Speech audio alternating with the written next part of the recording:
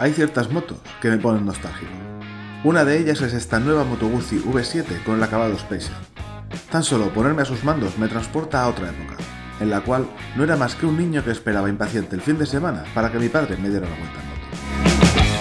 Esta Moto Guzzi es una reinterpretación de la mítica V7 de 1971, sin perder nada de carácter y con una conducción del siglo XXI, o por lo menos es lo que nos quieren vender. La principal seña de identidad es su motor, un bicilíndrico en V en disposición transversal, de 744 centímetros cúbicos. Este condiciona el diseño del depósito de gasolina, que es su rasgo más característico.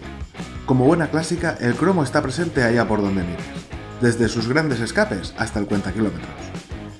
Su aire nostálgico también está presente en sus llantas de radios, de 18 y 17 pulgadas para la rueda delantera y trasera respectivamente. Además, el aro está acabado en un negro satinado. Esto es una cosa que agradecerán los futuros propietarios de la Special. Tan solo arrancar, el ruido del motor no defrauda. Ronronea exactamente como te esperas. Así que pongámonos en marcha. Aunque en la báscula marca 190 kilos, se siente 100 kilos más ligera. El peso está muy centrado y bajo. El accionamiento del embrague es bastante duro, aunque no llega a ser incómodo. Durante los primeros metros lo encuentro todo un poco duro.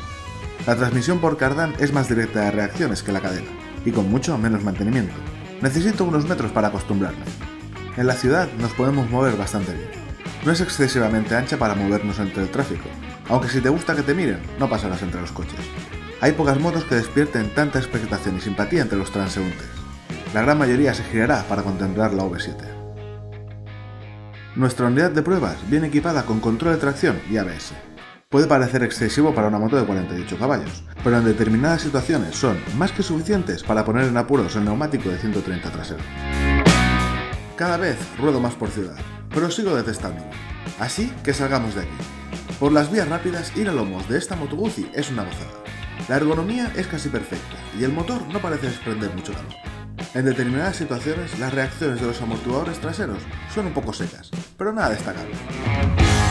El tacto del cambio de marchas es un poco duro. En parte se lo achaco a los pocos kilómetros de la unidad de pruebas. El propulsor está lleno de par sea cual sea el rango de revoluciones.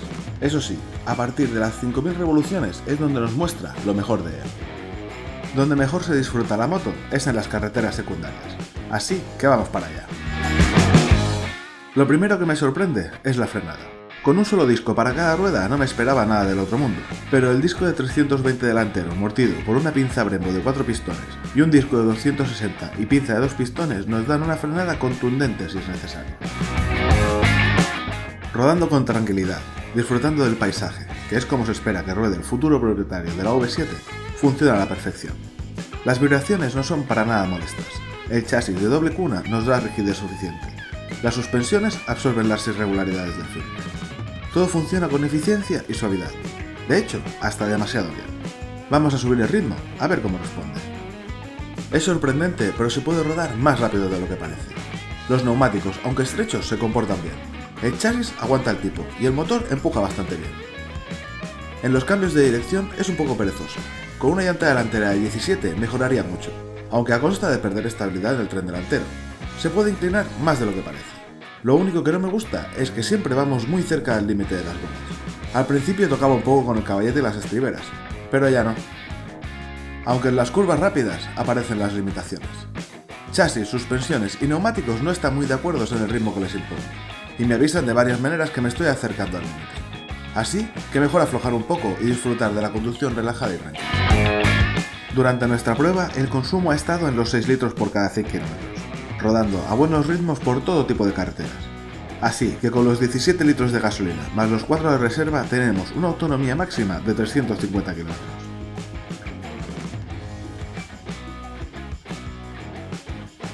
Siempre he defendido la moto como algo que tiene que ver con el corazón, las sensaciones y sentimientos que nos despiertan, y de esto se aprovechan estas motos llamadas New Classic.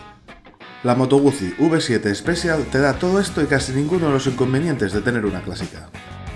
La calidad general es notable.